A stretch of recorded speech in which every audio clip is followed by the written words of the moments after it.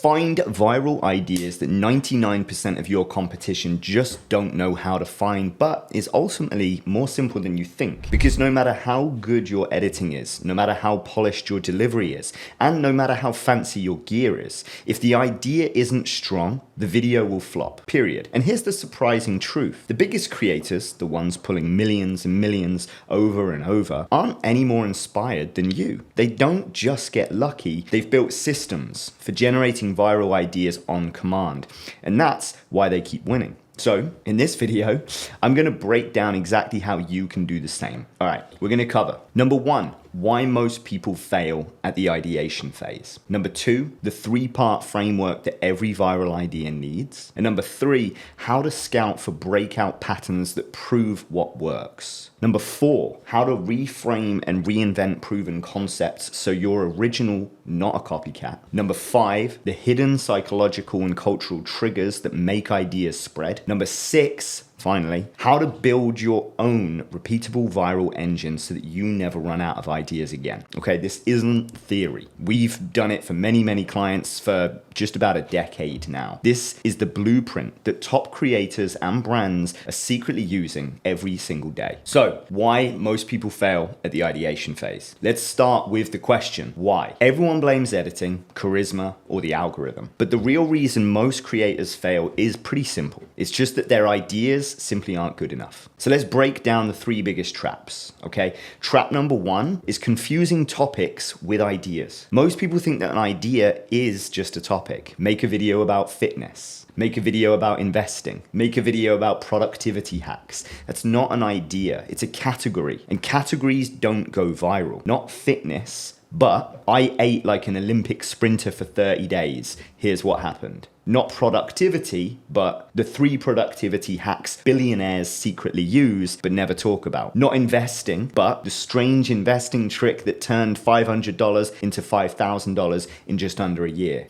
You see the difference, right? You see where I'm going with this. One is broad and forgettable. The other is sharp. It's intriguing. It's clickable, okay? Now, trap number 2, brainstorming in a vacuum. Most creators sit down with a blank page and they try and force brilliance. It's like standing in the middle of a desert hoping to catch a fish. No matter how hard you try, there's nothing there. The best creators don't brainstorm in isolation. They source inspiration from proven patterns elsewhere, right? They know where to look, what to study, and how to extract the DNA of ideas that already work. So we'll talk about more on that when we get to the pattern scouting section. But anyway, trap number 3, guessing instead of testing. The biggest failure mode is relying on gut instinct. You make 10 videos, you think that they're good ideas, 9 of them flop.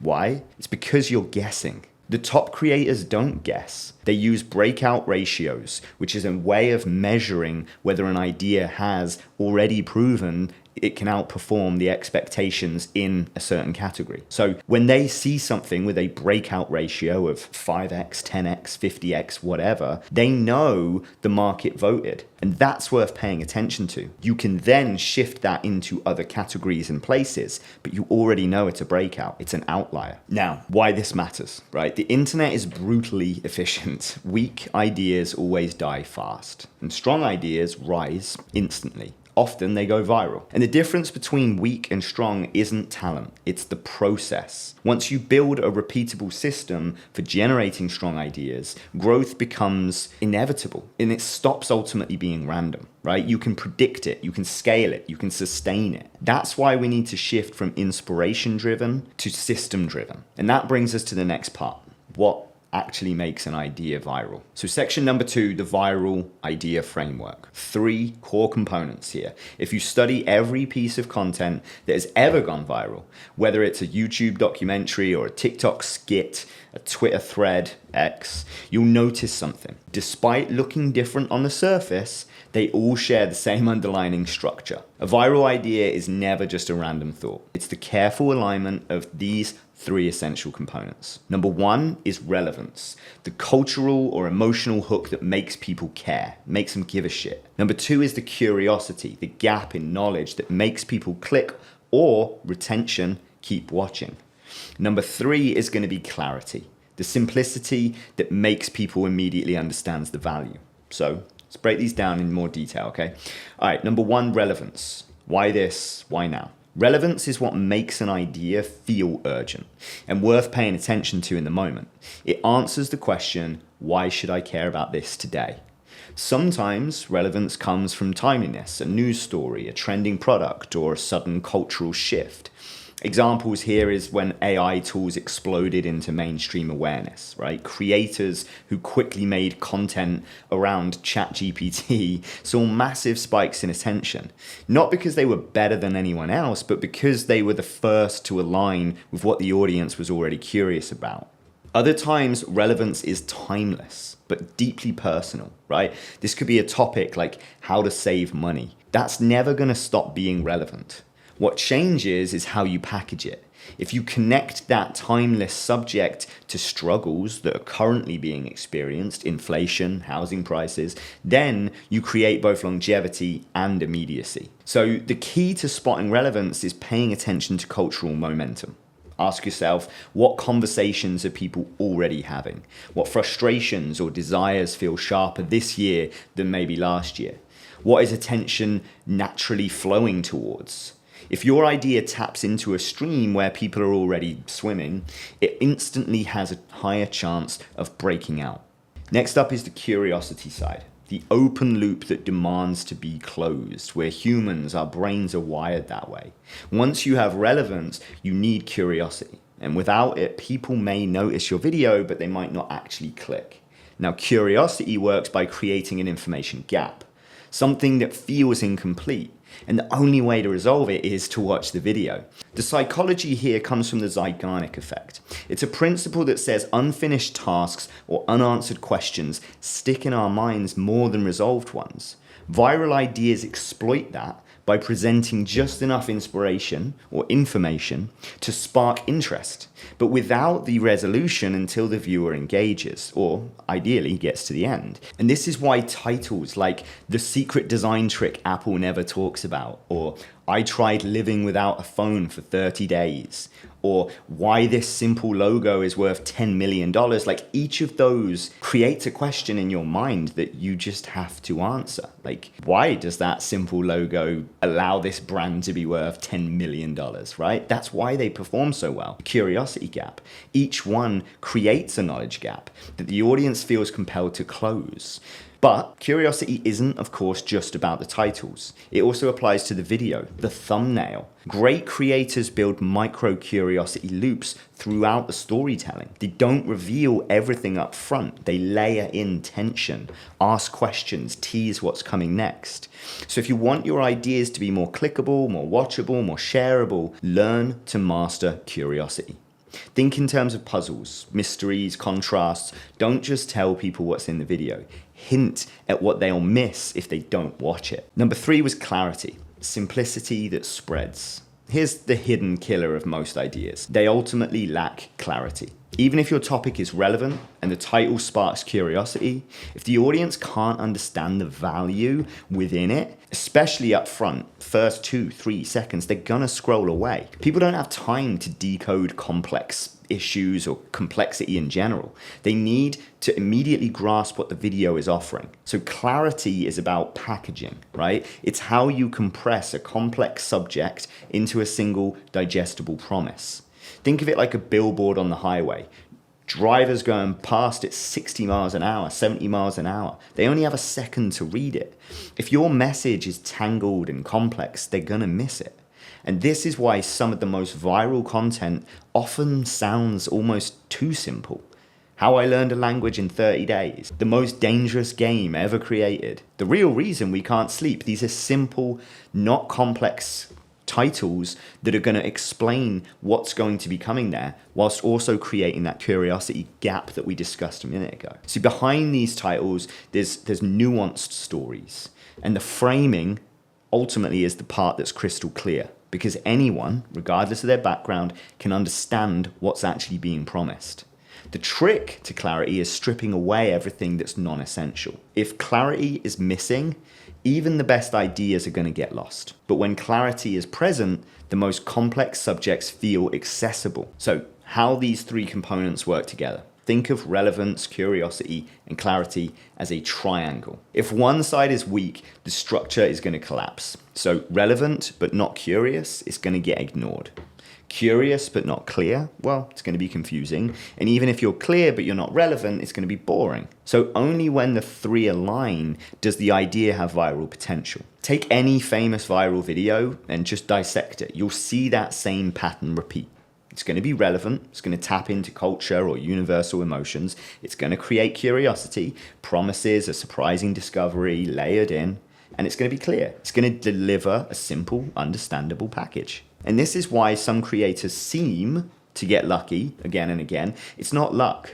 They've internalized the viral triangle, and every idea that they test gets run through that same filter.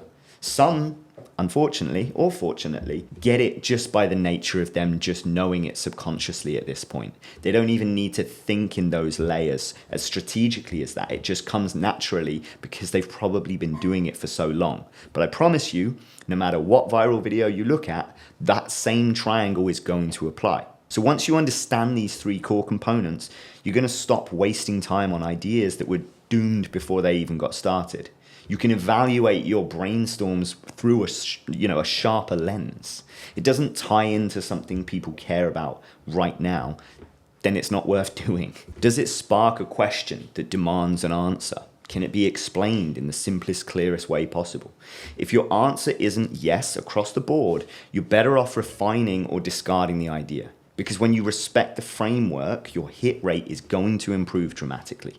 And remember, your audience doesn't care about how much effort you put in or how clever you think the idea is. They only care about whether it's relevant, curious, and clear. That is the viral formula. So now that we've broken down what actually makes an idea strong, the next challenge is finding them consistently. You can't sit around waiting for inspiration to strike. You need a process, a system. And that's where pattern scouting comes in. So section 3, pattern scouting, how to spot breakout ideas before everyone else. Here's the uncomfortable truth around it. By the time you see the idea, it's probably already late because everybody else is already doing it. So you've got to have a process to get ahead of that. Often the trend might have peaked, the audience is now numb to it, and your version, no matter how good or polished, it will feel like a copy. The creators who consistently win aren't just good at the execution side, they're good at spotting patterns before the rest of the world catches on. And pattern scouting is essentially the discipline of reading signals within noise, finding the early indicators that a piece of content has the DNA of a breakout hit. So how do we actually do it? Well, there's 3 lenses that you can use to train your eye. The outlier signals, the cross-niche echoes, and audience tells. I'm going to unpack each of them though. Let's dive in. Okay. Number 1 is the outlier signals, right? The early spike that predicts virality. This is the simplest way to spot breakout potentials, and it's by tracking outliers. Now, these are videos that perform disproportionately well compared to the creator's other content. An example of this might be, imagine a small channel that averages, let's say, 5,000 views per video. Suddenly, one of their uploads crosses 100,000 views in a week. That's 20x as an outlier. Right? Something about that idea broke through the usual ceiling. Outlier signals are powerful because they normalize across size.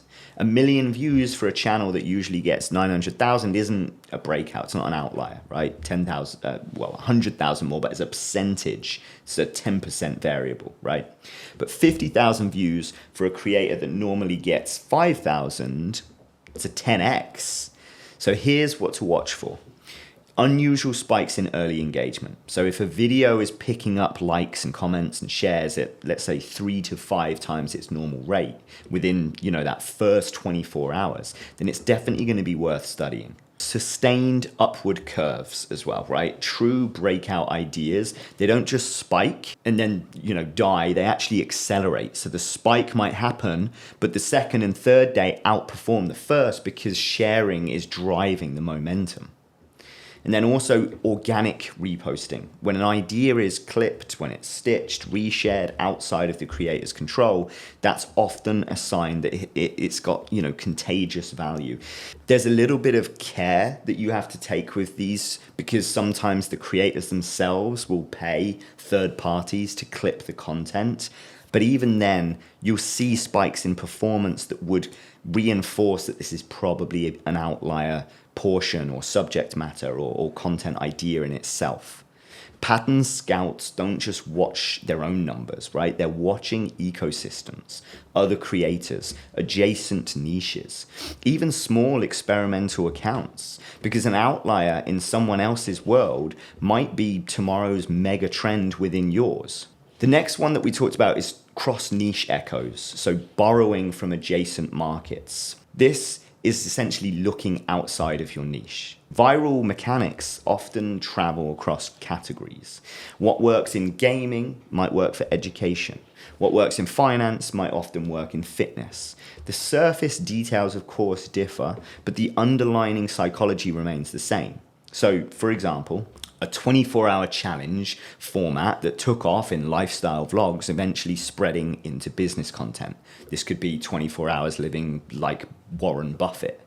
Story-driven breakdowns of scandals in celebrity culture later appeared in tech and startup commentary. This could be the before and after visual reveal, popularized originally in beauty tutorials, but it's now showing up in home improvement and productivity and language learning, like everywhere. Cross-niche echoes are often more powerful than copying within your own lane. And the reason for this is because audience in your niche probably hasn't yet been, certainly not oversaturated, may not have even been exposed to those mechanics yet. So when you borrow a proven structure from somewhere else and then you adapt it, it ultimately feels fresh and original, even though the blueprint was, validated elsewhere. So to practice this, make it a habit to study outside of your bubble. If you're in marketing, spend a few hours on cooking channels. If you're in gaming, analyze personal finance creators. Build a library of formats and hooks and story arcs that consistently win across different domains. The question to ask is, what's the transferable element here? Sometimes it might be the pacing, sometimes it's the narrative frame, sometimes it's just the title structure itself. If you can identify the universal piece and apply it to your world, you've essentially imported the viral mechanic before your competitors are going to notice.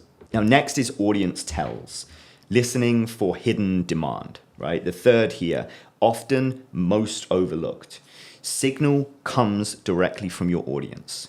People consistently tell you what they want, but creators often don't listen. The audience tells, right? They show up in comment patterns. When you see repeated questions, requests, or debates under your videos, these are seeds for new content ideas. Search behavior is the same. If you look at autocomplete suggestions on YouTube, TikTok, Google, these phrases reflect what people are actively seeking right now. Also, watch behavior, right? If you dig into analytics and see that certain sections of your video get rewatched, clipped, or spiked in retention, that too is a signal. Your audience is basically voting with their attention.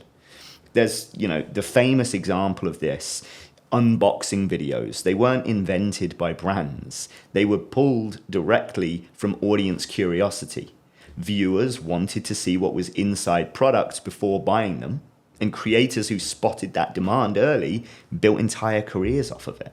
Listening at scale means creating systems. Keep a running doc of repeated questions, right? Scrape comment sections of top performing videos in your niche. Even better, go to communities outside of your own. It's, Reddit, Discord, Facebook, there's so many resources. And observe the frustrations and desires that are being voiced within there. Because those are raw materials for viral ideas, just basically waiting to be packaged. Putting the three lenses together, when you layer these lenses, outlier signals, cross-niche echoes, and then the audience tells, you start to see not just individual hits, but emerging patterns. For instance, imagine you notice a small creator in your space that suddenly has a video take off. It's an outlier signal, right? The format looks eerily similar to something you saw last month in a completely different niche, cross-niche echo. And your own audience has been asking questions that align perfectly with that angle for goodness knows how long on your videos and in your comment sections. That's the audience tell. It's not coincidence. That's an opportunity. And if you act fast, you can be among the first to adapt it for your niche, riding that wave before it becomes overexposed. The discipline of scouting. So let's be honest. Pattern scouting, it's not glamorous, it's not fun. It requires deliberate observation, note-taking, and connecting the dots across time. Most creators don't do it because it feels like research rather than creation, and most don't enjoy that. But this is the reality. The best creators, they don't rely on inspiration, they rely on information. Pattern scouting is like prospecting for gold. You'll sift through hundreds of ordinary rocks before you find one nugget that's actually worth keeping. But if you build the discipline, scanning your feeds daily, logging outliers weekly, and reviewing patterns monthly, you'll start to develop an instinct. Viral ideas won't look random anymore, they'll reveal themselves. And that's what I was talking about earlier on in the video, where many creators have now made this become second nature. They don't even have to think about it anymore because it's just part of their daily habits.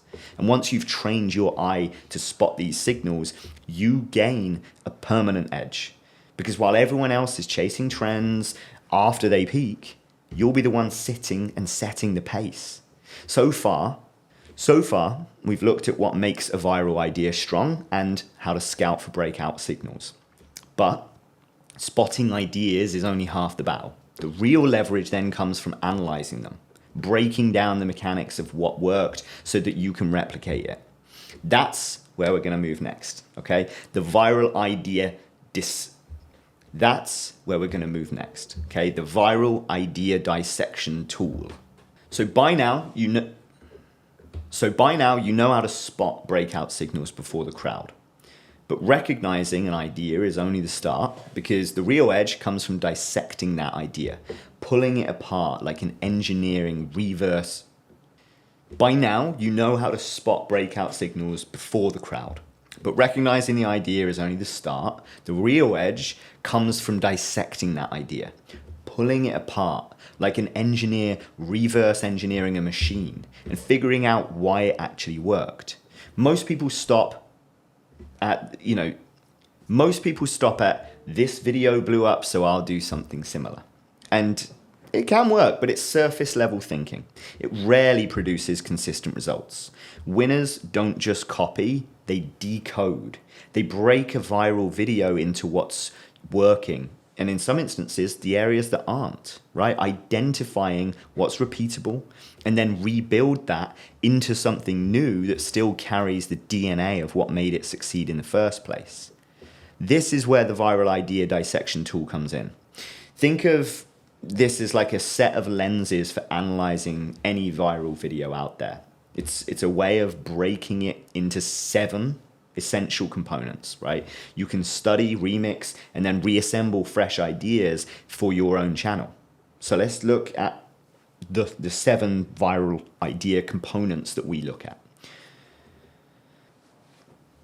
Whether it's a 10-second TikTok or a 20-minute YouTube breakdown, it's typically made up of these 7 elements. And if you understand them, you'll see viral videos not as mysteries, but literally as blueprints, right? So first of all is the core topic. This is the obvious part, the subject matter. But here's the catch. The topic is rarely the sole reason a video is going viral. A video about how to invest or one about how to invest $1 a day share the same category, but the second one feels sharper. It's more approachable, more clickable. The lesson, it's not just what the video is about, it's the specific lens through which the topic is framed, okay? Now, next, number 2, is the unique angle, right? Angle is the take, it's the twist, the unexpected entry point into the topic. Think of it as the difference between a documentary about coffee culture versus one about the world's most dangerous cup of coffee. The subject's the same, but the angle makes one just generic, forgettable, and the other one kind of irresistible, right? Angles usually come in the form of exaggeration or contrast, challenge. So ask, what's the surprising, extreme, or unusual way that this topic was framed? Okay, number 3 of the 7, the opening hook. If the angle sparks curiosity, the hook is what locks the attention. And hooks aren't just the first sentence, they're the first impression. In viral videos, this is usually a triple combination.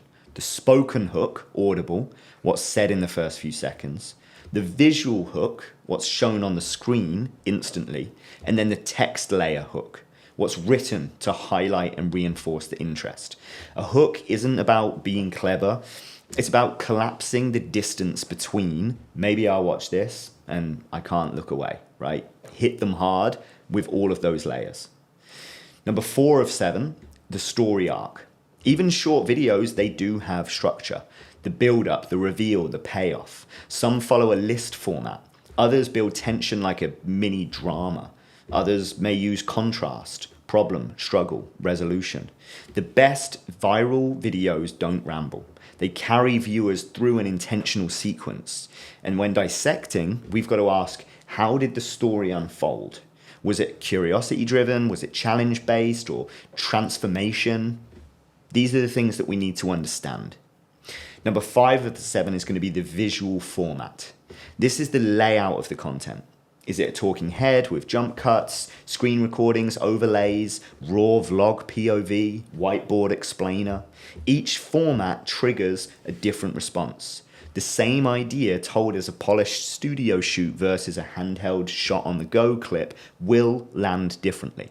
Viral formats tend to match audience psychology. Casual formats, they'll feel authentic. Structured formats will feel more authoritative. Number 6 of 7 is the key visuals. While format is the layout, key visuals are the moments. So think the single shocking graph in a finance video, the before versus after photo within the fitness world, or a chaotic slow motion clip in gaming. These are the memory anchors. In dissection, note which visuals made the idea stick for you. What single frame would make a thumbnail, for example? What clip could travel on its own as a GIF or a meme? Often there's these breakout moments within a video that really anchor the memory. And then finally, number 7 is the audio layer, the soundtrack. This isn't just background music, it's an emotional amplifier. A suspense track builds tension. A nostalgic track builds connection. Even silence, when it's used well, can be its own form of audio hook. So when analyzing, ask yourself, was this audio invisible? Or did it actively drive emotion? Many viral videos win not just because of what's said, but because of what was felt. Now, here's how to use, this toolkit and apply it. When you find a viral video, you want to study, don't just watch. Break it apart, piece by piece. Number 1, like we said, the topic. Write down the subject in a single sentence. Number 2 is the angle. Identify that unusual twist. 3, the hook. Note the exact words, visuals, text, all used in that first 3 seconds. Number 4 was the story arc. Sketch the flow, intro, build-up, payoff, outro. Number 5 was the visual format. Define the style of the presentation. Number 6, the key visuals. Screenshot or timestamp the standout moments. And then finally, number 7 was the audio. Note whether the music, whether there was silence, what did the effects and how did they play a role into the overarching feeling and emotion from the video. Do that across 10 to 20 breakout videos in your space and you'll start to see patterns. Maybe most top performers use transformation arcs. Maybe 70% of them lean on fast cut formats. Maybe the hooks consistently rely on number extremes or what if scenarios. These aren't accidents, right? They're repeatable mechanics that you can take and build on. Now you got to remember this works better than just copying. Because copying is recycling outcomes, whereas dissecting reveals the systems behind it. If you copy, you'll always be behind the curve. The video that you're imitating might have already peaked, and by the time yours comes, the audience has seen the format, seen the subject, or whatever. But if you dissect, you learn the underlying mechanisms that can be applied in endless ways. You're not recreating the same painting, you're learning brushstrokes that you can use to paint anything that you want. And that's why the toolkit's so powerful. It doesn't give you just one single idea, it gives you a method for creating infinite variations that all carry the DNA of what's already proven to resonate. One final tip, don't just analyze once. Build a library. Keep a running doc, spreadsheet, a Notion board, whatever, wherever you store your dissections. For each video you study, log those 7 components that we went through. Over time, this will become your personal viral pattern library, a database of hooks and arcs and visuals and formats that you can pull from whenever you want whilst you're brainstorming. The top creators don't rely on inspiration. They rely on systems. I can't say it enough. I've worked with so many at this point. We've installed these systems. Your toolkit, if it's maintained, will eventually feel like cheating. You'll know exactly which levers to pull, which patterns to remix, and which mistakes to avoid. Okay, so far, and we've done a lot, we've covered a lot, we've learned how to spot breakout signals, how to dissect winning ideas into reusable pieces, right? But here's the next challenge. What do you actually do with all these pieces once you've collected them? That's what we're going to cover here, the remix strategy. How to take the best parts of viral ideas and rebuild them into originals that outperform. This is the remix strategy portion.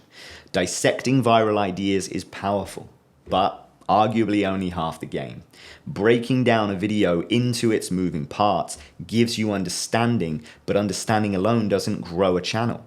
The question now becomes, how do you take those pieces and rebuild them into something that is uniquely yours while still carrying the viral DNA that made the original work in the first place? This is where the remix strategy comes in. Think of it like music. Every great track borrows from somewhere. A chord progression, a drum loop, a vocal riff, you get the picture, right? The brilliance isn't in copying the song note for note, it's in taking familiar elements and recombining them in ways that feel fresh. The same principle applies with viral content. You don't want to be the cover band of your niche. You want to be the artist who takes influence and transforms it into something distinct. The core principle of remixing, at its heart, it's about holding what's proven and then changing what's flexible. When you dissect a viral video into the 7 components that we covered earlier, you'll notice some of those components are non-negotiable. They're the reasons that the video succeeded. Others are interchangeable, creative variables you can modify without losing the essence. This skill is in recognizing the difference. If a video went viral because it had a certain angle, like what happens if you only eat $1 meals for a week? Copying that exact script is going to miss the point. What matters is the structure of the curiosity within that angle. A clear constraint, a relatable struggle, and an implied payoff. You can remix that a million different ways. What happens if I build a business with only 3 tools? What happens if I train for a marathon without running? It's the same mechanic, different context. And that's the essence of remixing. Abstracting what the winning mechanic was and then reapplying it in a new container. A framework that we can use here is the hold and change framework. To make this practical, we're going to map it out, right? Imagine you're holding 7 cards, the 7 components of the video idea. Each time you study an outlier, you ask, which of these cards should I keep the same and which should I reshuffle? So this is how it generally plays out. 1, hold the hook style. If a specific hook format repeatedly outperforms in your niche, say number-based, 10 things I learned from, or challenge-based, I tried X for 30 days, then keep the structure. Hooks are the gatekeepers of attention. Don't throw away what the audience has already proven they'll stop for. Number 2, hold or adapt the story arc. Well, if a winning video followed a transformation arc, setup, struggle, payoff, you probably want to keep that too, but you can adapt it to your own tone. Maybe you slow it down for depth or speed it up for punch. The arc is the skeleton, the flesh can change though. Number 3, if you remix the topic and angle. This is where originality shines. Take the mechanic of the angle, constraint, exaggeration, hidden truth, extreme comparison, and then apply that to a topic your audience cares about. If the original video is about fitness, you can port the mechanic into business, gaming, or lifestyle. Be remixing the key visuals, the money shot of the video. It doesn't need to be identical. If the viral clip showed a jaw-dropping chart, your version might show a live experiment or a shocking quote, a before and after reveal. The role of the key visual is the same, right? To burn into the memory, but the content of it is now yours. Number 5, remixing the audio layer. Viral videos often use trending sounds or distinct musical moods. Instead of copying that exact track, match the emotional register. If suspense drove the original, find your own suspenseful cue. Or if nostalgia did the work, pull different nostalgic elements. By mixing and matching like this, you end up with a video that feels both familiar, in some instances, but also new. Familiar enough to ride the proven psychology, but new enough to stand out as your own creation. Let's make this even more concrete. There's 3 reliable ways to remix viral ideas without falling into the trap of duplication. The first being lateral remixing. Same format, new topic. Take the format of a winning video and apply it sideways into a different subject. If $10 versus $1,000 hotel room goes viral in travel, then just translate that into $10 versus $1,000 productivity tools within the business niche. Or $10 versus $1,000 gaming setup in tech. It's the same skeleton, but it's a different body. Next could be a vertical remix. Deeper dive on the same topic. So instead of changing the topic, you actually double down on the angle. If a viral video was 5 editing tricks to improve retention, you could remix that, and that could be the editing trick that doubled retention, explained in depth. You're not moving sideways, but you are digging deeper, inch wide, mile deep.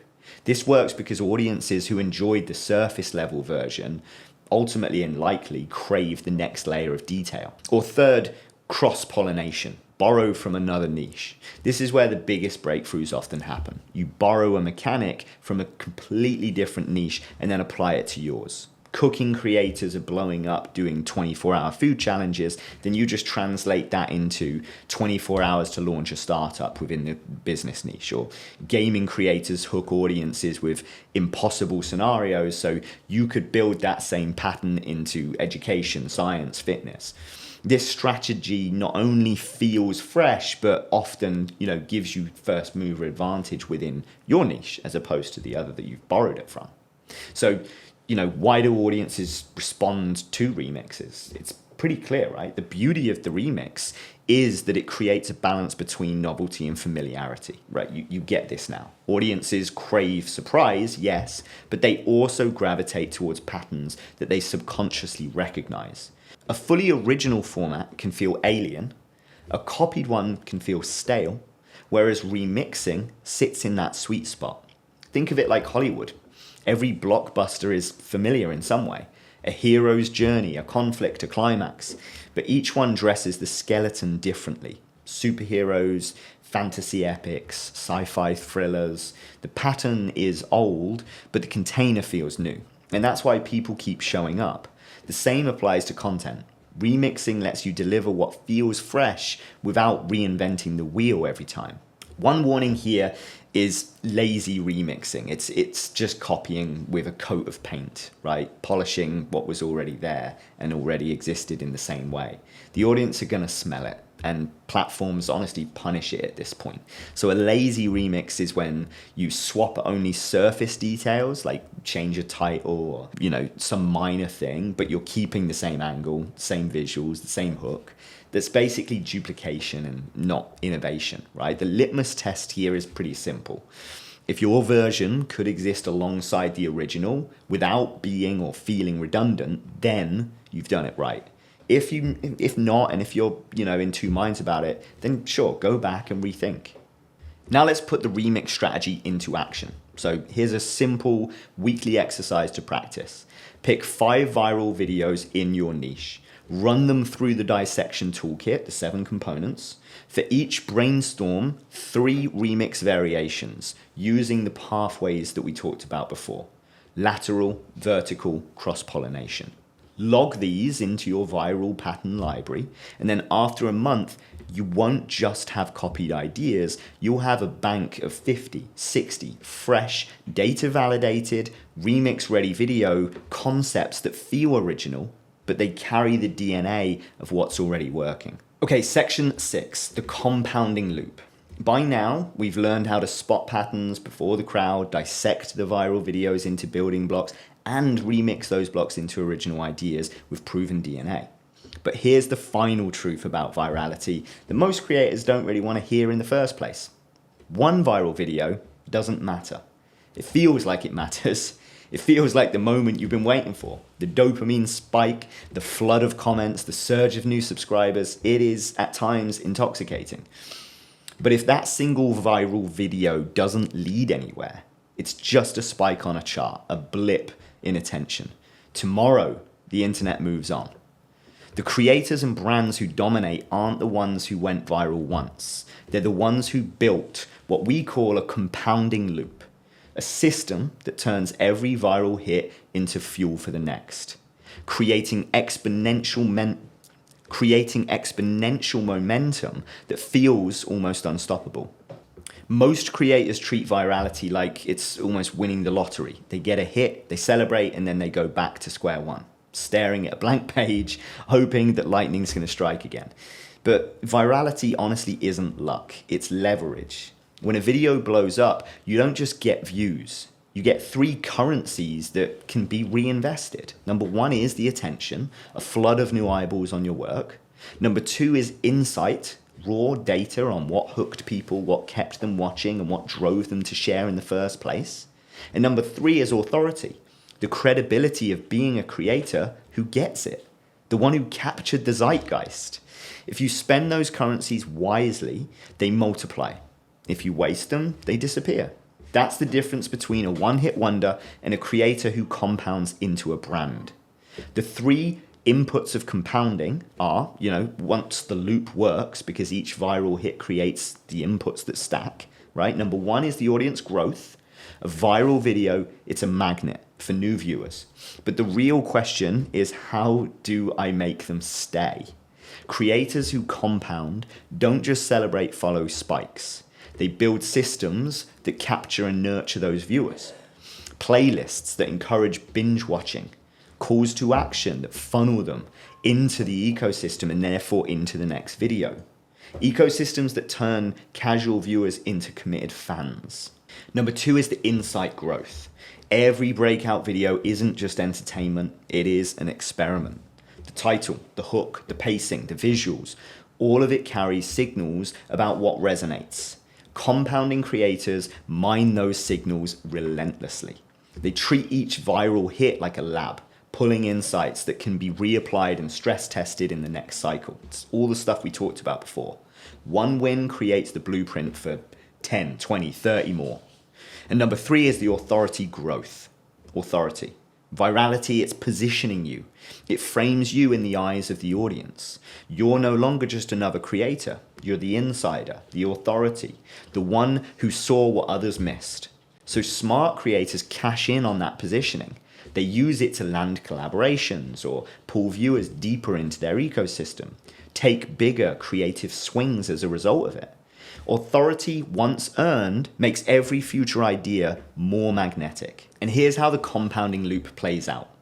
A viral video drives attention. That attention grows your audience.